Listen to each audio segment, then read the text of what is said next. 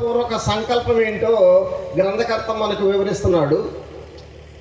దేవుని జ్ఞానానుసారముగా లోకము తన జ్ఞానము చేత దేవుని ఎరగకుండినందున సువార్త ప్రకటన అను వెర్రితనము చేత నమ్మువారిని రక్షించుట దేవుని దయాపూర్వక సంకల్పమాయను అంటున్నాడు.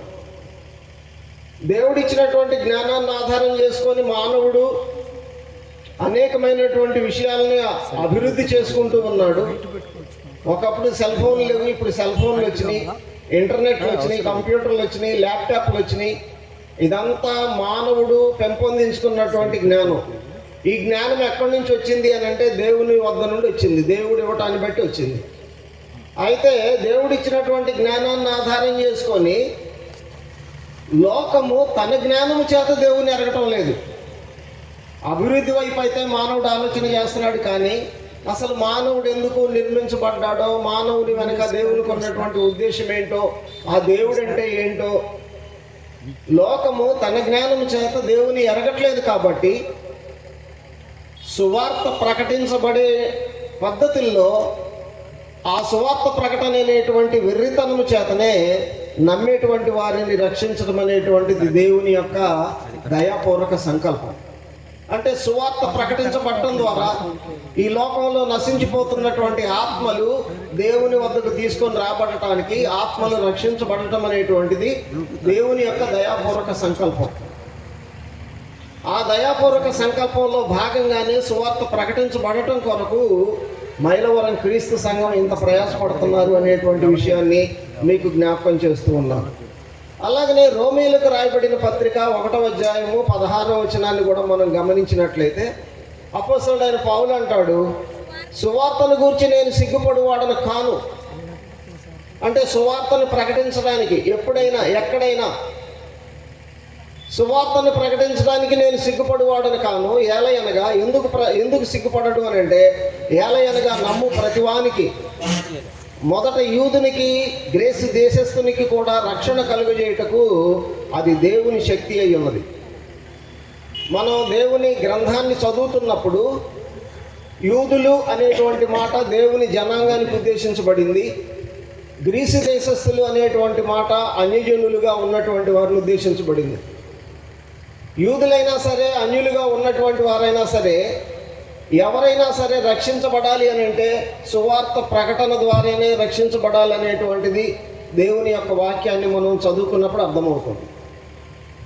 మరొక వచనం మార్కు సువార్త 3వ అధ్యాయం దగ్గరకు వెళ్ళగలిగినప్పుడు, మార్కు సువార్త 3వ అధ్యాయము 15వ వచనాన్ని మనం గమనించినట్లయితే, యేసు ప్రభు వారు తన శిష్యుల్ని పంపుతున్నప్పుడు వారు తనతో కూడా ఉండునట్లును దయ్యములను వెళ్ళగొట్టు అధికారము గలవారై సువార్త ప్రకటించుటకును వారిని పంపవలెనని ఆయన 12 మందిని నియమించెను.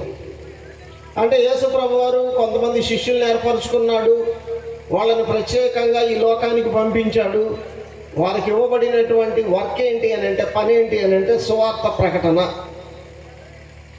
కాబట్టి సువార్త ప్రకటించబడటం, నశించిపోతున్నటువంటి మానవాళి రక్షించబడటం అనేటువంటిది దేవుని యొక్క సంకల్పమై ఉంది. ఆ ప్రణాళికలో భాగంగానే ఈ సువార్త బోధించబడుతుంది, సువార్త ప్రకటన అనేటువంటిది జరుగుతుంది అనేటువంటిది మీ ముందుకు నేను తీసుకొని వస్తూ ఉన్నాను. అయితే ఈరోజు అనేకమైనటువంటి స్థలాల్లో సువార్త ప్రకటించబడుతుంది.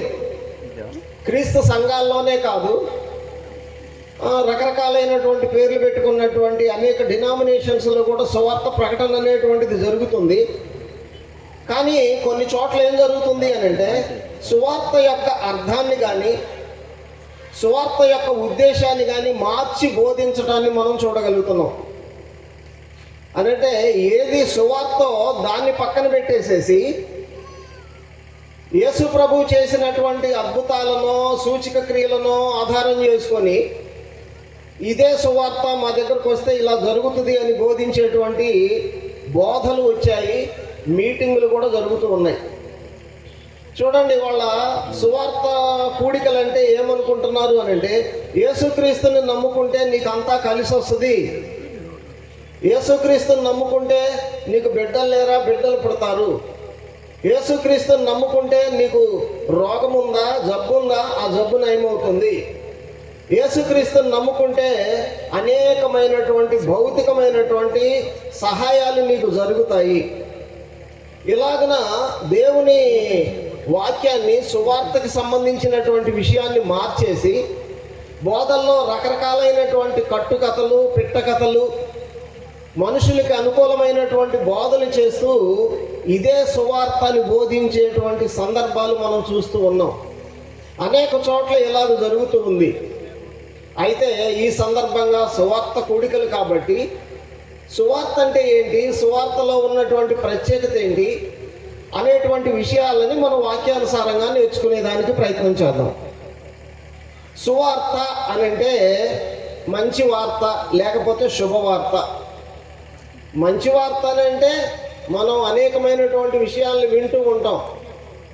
పిల్లలు 10th క్లాస్ ఫస్ట్ క్లాస్లో పాస్ అయ్యారు, లేకపోతే అబ్బాయికి సంబంధం కుదిరింది, లేకపోతే అమ్మాయికి ఉద్యోగం వచ్చింది, లేకపోతే మన అమ్మాయికి పిల్లలు పుట్టారు, లేకపోతే కారు కొనుక్కున్నారు. ఇలాంటివన్నీ కూడా మనకి మంచి వార్తలుగానే ఉంటాయి. సువార్త అని అంటే ఏంటనంటే పాపం చేసి నశించిపోతున్నటువంటి మానవుణ్ణి ఆ పాపము నుండి మళ్ళించి పరలోకం వైపు తీసుకొని వచ్చేటువంటి ఒక మంచి వార్త. నువ్వు పొరపాటు అవగాహన కలిగి ఉన్నావు, నువ్వు పొరపాటు దారిలో ఉన్నావు, కాబట్టి సరైనటువంటి దారి ఇది అని తెలియజేసేటువంటి ఆ వార్తే సువార్త. ఇందాక మనం ప్రారంభంలో చదువుకున్నాము, కొరింథీయులకు రాయబడిన మొదటి పత్రిక 15వ అధ్యాయము 1 నుంచి 3 వచనాలు మరలా నేను చదువుతున్నాను. మరియు సహోదరులారా, నేను మీకు ప్రకటించిన సువార్తను మీకు తెలియపరుచున్నాను. మీరు దానిని అంగీకరించితిరి, దాని యందే నిలిచి ఉన్నారు. మీ విశ్వాసము వ్యర్థమైతేనే కానీ నేను ఏ ఉపదేశ రూపముగా సువార్త మీకు ప్రకటించితినో ఆ ఉపదేశమును మీరు గట్టిగా చేపట్టుకొని ఉన్న ఎడల ఆ సువార్త వలననే మీరు రక్షణ పొందువారై ఉందురు.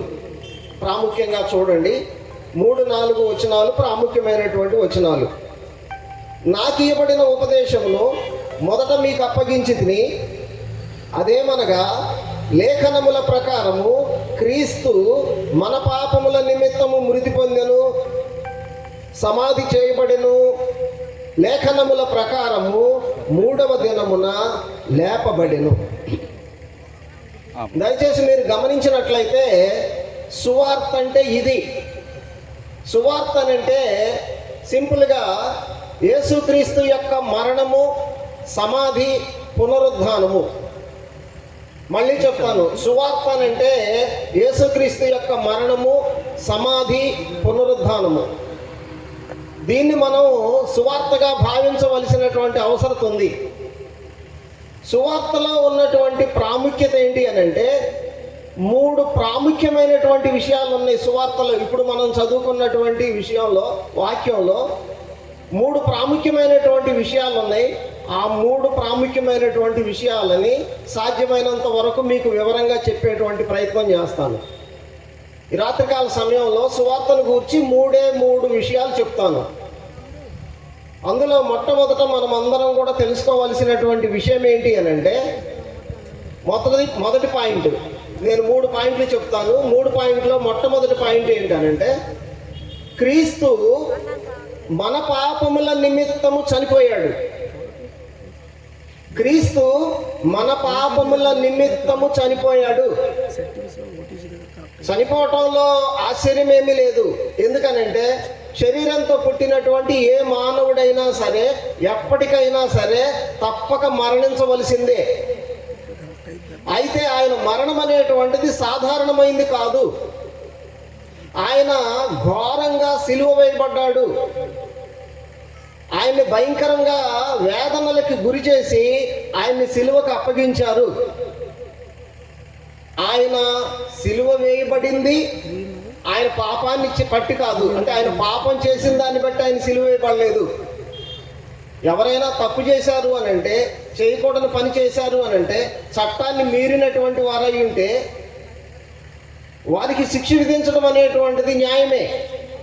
కానీ యేసు ప్రభువు సిలువ వేయబడింది ఆయన పాపం చేయటాన్ని బట్టి కాదు, అనేకులు చేసినటువంటి పాపాన్ని బట్టి ఆయన సిలువ వేయబడ్డాడు అనేటువంటి సంగతిని మనం గుర్తు చేసుకోవాలి. అనేకులు అని అంటే ఎవరో కాదు, మనమే. మనం చేసినటువంటి పాపాన్ని బట్టి ఆయన సిలువ వేయబడ్డాడు. రోమీలకు రాయబడిన పత్రిక 5వ అధ్యాయం దగ్గరకు వస్తూ ఉన్నాం. రోమీలకు రాయబడిన పత్రిక 5వ అధ్యాయము 6 నుంచి 8 వచనాల వరకు నేను చదువుతూ ఉన్నాను. ఏలయనగా మనం ఇంకా బలహీనులమై ఉండగా క్రీస్తు యుక్త కాలమున భక్తిహీనుల కొరకు చనిపోయెను, నీతిమంతుని కొరకు సహితము ఒకడు చనిపోవుట అరుదు. దయచేసి గమనించండి. నీతిమంతుని కొరకు సహితము ఒకడు చనిపోవుట అరుదు, మంచివాని కొరకు ఎవడైనా ఒకవేళ చనిపోవ తెగింపవచ్చును. మనము ఈ మాటని ఒక కీర్తనగా కూడా పాడుకుంటాం. మజ్జిగురుపరా గారు రాసినటువంటి పాటల్లో మంచివాని కొరకు ఎవరైనా ఒకవేళ చనిపోవటానికి తెగించవచ్చు, కానీ మరి బాబు చనిపోయింది ఎవరి కొరకు చనిపోయాడు అనేటువంటి మాటను మనం జాగ్రత్తగా ఆలోచన చేసినట్లయితే, అయితే దేవుడు మన ఎడల తన ప్రేమను వెల్లడపరుచున్నాడు. ఎట్లనగా మనం ఇంకనూ పాపులమై ఉండగానే క్రీస్తు మన కొరకు చనిపోయాము. మనం పాపులుగా ఉండగానే మన కొరకు యేసు ప్రభువు చనిపోయాడు. మన కుటుంబంలో సహజంగా భార్యాభర్తలు ప్రేమలో ఉన్నప్పుడు నీకోసం నా ప్రాణం ఇస్తా, నీకోసం నేను అది చేస్తా, నీకోసం ఇది చేస్తా అని చెప్తాము. కానీ ప్రాణం పెట్టే దగ్గరకు వచ్చేసరికి అది భర్త అయినా సరే, భార్య అయినా సరే, బిడ్డలైనా సరే, ప్రాణం పెట్టడం అనేటువంటిది అసాధ్యం.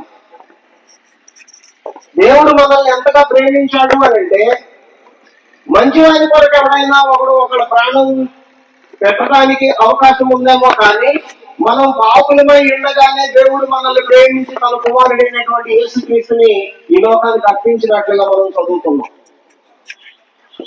మార్కు సువార్త 10వ అధ్యాయాన్ని కూడా మనం చదివినప్పుడు, మార్కు సువార్త 10వ అధ్యాయము 45వ వచనం B భాగం నుంచి చదివినప్పుడు, అనేకులకు ప్రతిగా అంటే అనేకులు చేసినటువంటి పాపానికి ప్రతిగా విమోచన క్రయధనముగా తన ప్రాణము ఇచ్చుటకు వచ్చింది. అనేకులు చేసినటువంటి పాపానికి ప్రతిగా ఆ పాప విమోచన క్రయధనముగా తన ప్రాణాన్ని పెట్టడానికి యేసుక్రీస్తు ఈ లోకానికి వచ్చాడు. యోహాను సువార్త 1వ అధ్యాయాన్ని మనం చదివినప్పుడు, యోహాను సువార్త 1వ అధ్యాయము 29వ వచనంలో యోహాను యేసుక్రీస్తుని గురించి ఏమని ఇంట్రొడ్యూస్ చేస్తున్నాడు అని అంటే, మరునాడు యోహాను యేసు తన యొద్దకు రాగా యేసు వైపు చూచి ఇలాగ మాట్లాడుతున్నాడు, ఇదిగో లోక పాపములను మోసుకొని పోవు దేవుని గొర్రెపిల్ల అంటున్నాడు. అంటే యేసు ప్రభువారు ఎందుకు వచ్చాడు అని అంటే, లోక పాపాలను మోసుకొని పోవటానికి. అంటే మనుషులందరూ చేసినటువంటి పాపానికి ప్రతిగా ఆయన ఈ లోకానికి వచ్చాడు అనేటువంటి విషయాన్ని అక్కడ మనం గుర్తించగలుగుతాం. తర్వాత యెషయా గ్రంథము 53వ అధ్యాయాన్ని ఖచ్చితంగా మనం చదవలసినటువంటి వారమై ఉన్నాం. యెషయా గ్రంథము 53వ అధ్యాయాన్ని మనం గమనించినట్లయితే, దేవుడు ముందుగానే యెషయా ప్రవక్త ద్వారా తెలియచేశాడు తన జనాంగమైనటువంటి ఇశ్రాయేలీయులకి. 53వ అధ్యాయము 4వ వచనం నుంచి నేను చదువుతున్నాను. ఈ 53వ అధ్యాయం మొత్తం యేసుక్రీస్తు బలిని గూర్చి మనకు అక్కడ రాయబడుతుంది. ఇందులో ప్రాముఖ్యమైనటువంటి వచనాల వరకు నేను చదువుతున్నాను. 4వ వచనం నుంచి, నిశ్చయముగా అతడు మన రోగములను భరించెను, మన వ్యసనములను వహించెను, ఆయన మొత్తబడిన వానిగాను, దేవుని వలన బాధింపబడిన వానిగాను, శ్రమ నొందిన వానిగాను మనం అతనిని ఎంచితిమి, మన అతిక్రమములను బట్టి అతడు గాయపరచబడెను. అతిక్రమములు అంటే పాపములు. ఇంకా వివరంగా చెప్తాడు చూడండి. మన అతిక్రమములను బట్టి అతడు గాయపరచబడెను, మన దోషములను బట్టి అతడు నలగొట్టబడెను, మన సమాధానార్థమైన శిక్ష అతని మీద పడెను, అతడు పొందిన దెబ్బల చేత మనకు స్వస్థత కలుగుచున్నది, మనమందరము గొర్రెల వలె త్రోవ తప్పితిమి, మనలో ప్రతివాడును తనకిష్టమైన త్రోవకు తొలిగెను, యెహోవా మన అందరి దోషమును అతని మీద మోపెను. సర్వమానవాళి చేసినటువంటి పాపాన్ని దేవుడు ఎవరి మీద మోపాడు అని అంటే యేసుక్రీస్తు మీద మోపటం అనేటువంటిది జరిగింది. అతడు దౌర్జన్యము నొందెను, బాధింపబడినను అతడు నోరు తెరవలేదు. మొదకు తేబడు గొర్రె పిల్లయు బొచ్చు కత్తిరించు అని ఎదుట గొర్రెయు మౌనముగా నిండునట్లు అతడు నోరు తెరవలేదు. అన్యాయపు తీర్పు నొందిన వాడై అతడు కొనిపోబడెను. అతడు నా జనముల అతిక్రమములను బట్టి మొత్తబడెను కదా. కనుక ఈ రాత్రికాల సమయంలో మనం తెలుసుకోవాల్సినటువంటి విషయం ఏంటంటే, యేసుక్రీస్తు సిలువ వేయబడింది ఆయన పాపం చేయటాన్ని బట్టి కాదు, మనుషులందరూ చేసినటువంటి పాపాన్ని బట్టి ఆయన సిలువ వేయబడ్డాడు.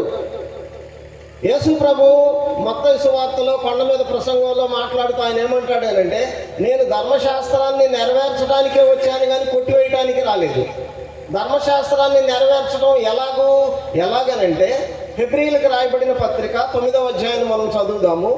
హెబ్రీయులకు రాయబడిన పత్రిక 9వ అధ్యాయము 22వ వచనం. ధర్మశాస్త్రం ఏం చెప్తుంది అని అంటే, ధర్మశాస్త్ర ప్రకారము సమస్త వస్తువులను రక్తము చేత శుద్ధి చేయబడిననియు రక్తము చిందింపకుండా పాప క్షమాపణ కలుగుదనియు సామాన్యముగా చెప్పవచ్చును.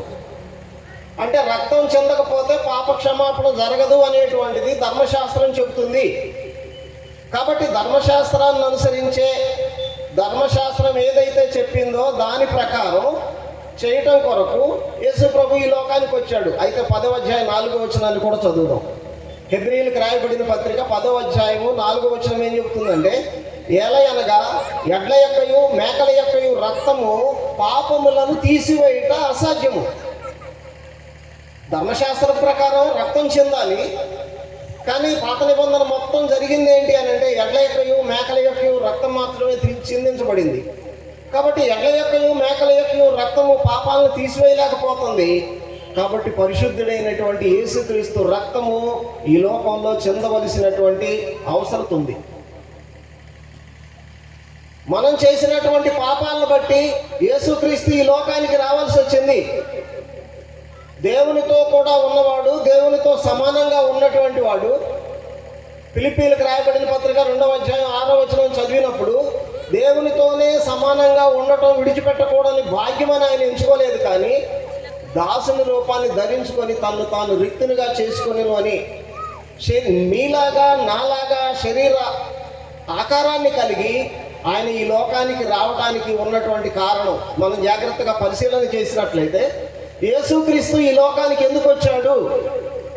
దేవుని కుమారుడై ఉన్నటువంటి యేసుక్రీస్తు, తన తండ్రితో కూడా కుడిపార్శ్వాన ఆసీనుడై ఉన్నటువంటి యేసుక్రీస్తు ఎందుకు నీలాగా నాలాగా రక్తమాంసాలు కలిగినటువంటి శరీరంతో ఈ లోకానికి వచ్చాడు అనేటువంటి విషయాన్ని మనం ఆలోచన చేసినట్లయితే, లూకా సువార్త 19వ అధ్యాయము 10వ వచనం చదివినప్పుడు, లూకా సువార్త 19వ అధ్యాయం 10వ వచనం ఏం చెప్తుంది అని అంటే, నశించిన దానిని వెనక్కి రక్షించుటకు అంటాడు. నశించింది ఎవరు అని అంటే మానవుని యొక్క ఆత్మ. పాపం చేయటం ద్వారా మానవుడు తన ఆత్మని నశింపజేసుకుంటూ ఉన్నాడు. కాబట్టి ఆ నశించినటువంటి మానవుని ఆత్మని రక్షించడానికి యేసుక్రీస్తు ఈ లోకానికి వచ్చాడు. 1 తిమోతి పత్రిక 1వ అధ్యాయం 15వ వచనం చదివినప్పుడు ఈ విషయం మనకి ఇంకా సూటిగా అక్కడ రాయబడింది. పాపులను రక్షించుటకు క్రీస్తు యేసు లోకమునకు వచ్చినను వాక్యము నమ్మదగినది, పూర్ణ అంగీకారమునకు యోగ్యమునై ఉన్నది అంటాడు. అంటే పాపుల్ని రక్షించడం కొరకే యేసుక్రీస్తు ఈ లోకానికి వచ్చాడు. మత్తయి సువార్త 1వ అధ్యాయం 21వ వచనంలో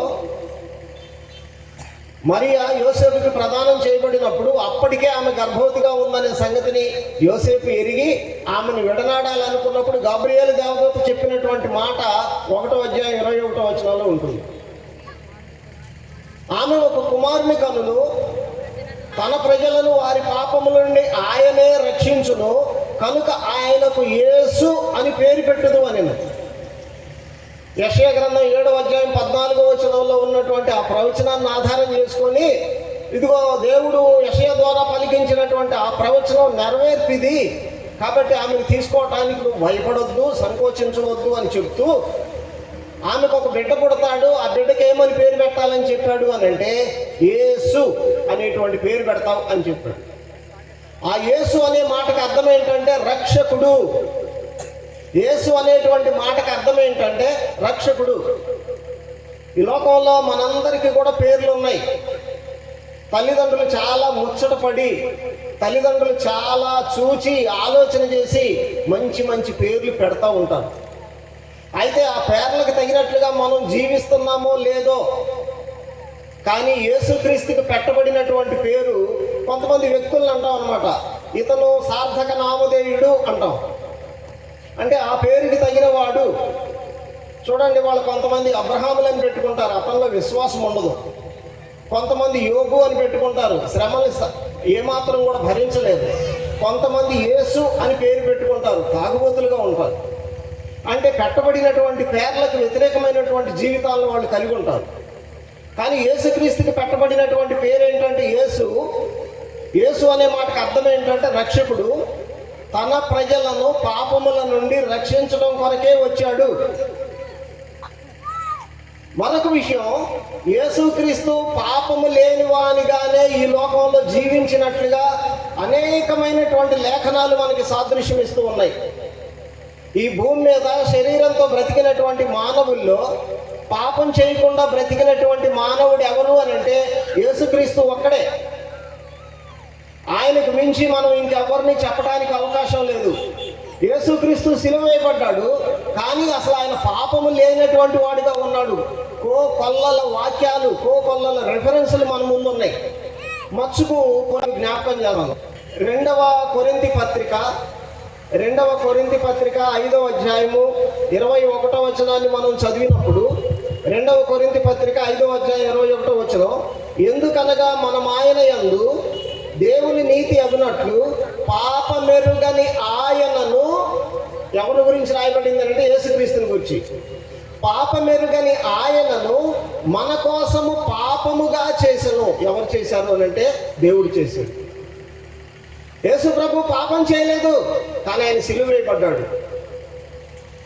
ఆయనలో ఏ పాపము లేదు. యోహాను సువార్తలో యేసు ప్రభు వారు డైరెక్ట్గా తను నమ్మినటువంటి యూదులతో ఛాలెంజింగ్గా అడుగుతాడు అనమాట ఈ మాట. యోహాను సువార్త 8వ అధ్యాయము 46వ వచనాన్ని మనం గమనించినప్పుడు, నాలో పాపమున్నదని మీలో ఎవడు స్థాపించును అని ఛాలెంజింగ్గా యేసు ప్రభు వారు ఒక మాట అడగడం జరిగింది. అంటే నాలో పాపం ఉందనే సంగతిని మీలో ఎవరు స్థాపించగలుగుతారు, ఎవరు ప్రూవ్ చేయగలుగుతారు? లూకా సువార్తను మనం చూసినప్పుడు యేసు ప్రభు వారిని మరి విచారణ చేసినటువంటి రోమా గవర్నర్ అయినటువంటి పిలాతు కూడా యేసు ప్రభువుని అన్ని విధాలుగా విచారణ చేసిన తర్వాత ఆయన ఇచ్చినటువంటి జడ్జిమెంట్, ఆయన ఏమంటాడు? లూకా సువార్త 23వ అధ్యాయం 4వ వచనాన్ని మనం చదువుకుంటున్నాం. లూకా సువార్త 23వ అధ్యాయం 4వ వచనం, పిలాతు ప్రధాన యాజకులతోనూ జనసమూహములతోనూ ఈ మనిషిని యందు నాకు ఏ నేరము కనబడలేదని, ఎవరినైతే విచారణ కొరకు తీసుకొచ్చారో ఆయనలో ఆ విచారణ చేసినటువంటి అధికారికి ఏ నేరము కూడా కనిపించలేదు. ఈ మనిషిని యందు నాకు ఏ నేరము కనిపించలేదు. అంతేకాదు ఆయన భార్య కూడా ఒకవేళ ఈ ఒత్తిడిని బట్టి ఆయన మీద నేరం ఏమైనా కన్ఫామ్ చేస్తాడేమోనని పిలాతు భార్య పిలాతు కొరకు ఒక వర్తమానాన్ని పంపించింది. మత్తయి సువార్త 27వ అధ్యాయము 19వ వచనాన్ని చదువుతున్నాం.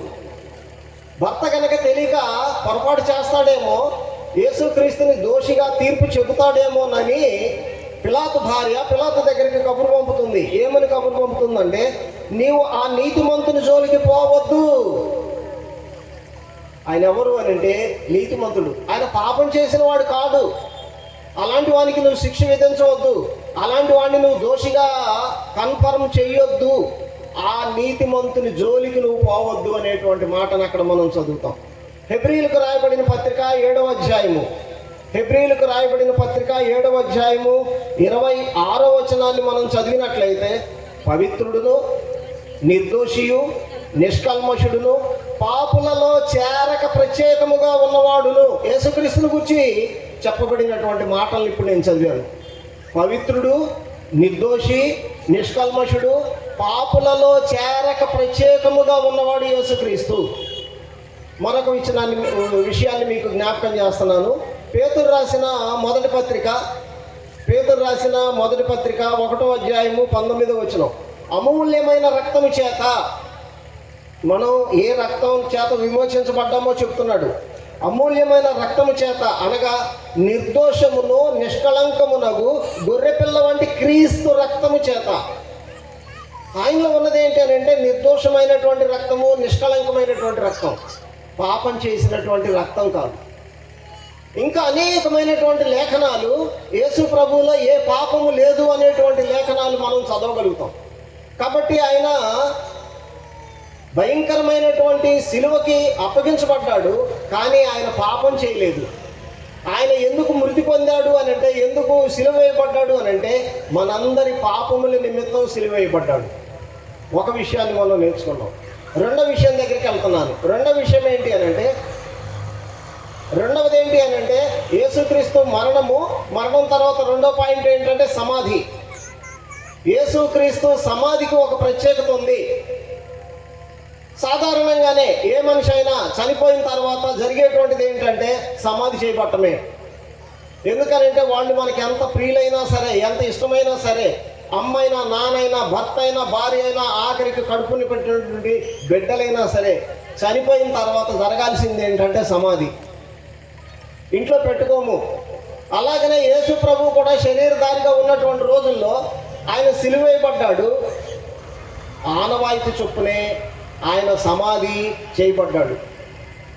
కానీ ఏ వ్యక్తికి కూడా చనిపోయిన తర్వాత అతని సమాధికి కావలి ఉండటం అనేటువంటిది చరిత్రలో ఎవరి సమాధికి జరగలేదు, ఎవరి జీవితాల్లో కూడా జరగలేదు. ఒక్కసారి మనం మత్తయి సువార్తను పరిశీలన చేసినప్పుడు మత్తయి సువార్త 27వ అధ్యాయంలో ఏం జరిగింది అనేటువంటిది ఒకసారి మనం జ్ఞాపకం చేసుకుందాం. మత్తయి సువార్త 27వ అధ్యాయము 62వ వచనం నుంచి నేను వరుస క్రమంలో చదువుతాను, దయచేసి గమనించండి. మత్తయి సువార్త 27వ అధ్యాయము 62వ వచనం నుంచి నేను చదువుతున్నాను. మరునాడు అనగా సిద్ధపరచు దినమునకు మరుసటి దినమ ప్రధాన